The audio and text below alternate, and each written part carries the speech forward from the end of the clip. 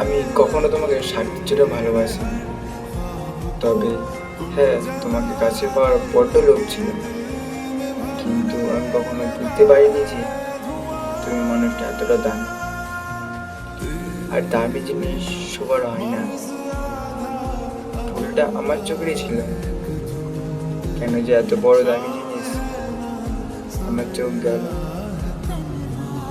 লোভ ছিল ঠিকই তোমাকে কাছে পাওয়া, আমার সঙ্গে সারা জীবন থাকা, কিন্তু দামি জিনিসের উপর লোভ করে ফেলেছি। তাই সেই দামি জিনিস পাওয়ার স্বার্থ নেই। ভালোবাসলে সেই মানুষটাকে পেতেই হবে এমন তো কিছু নাই।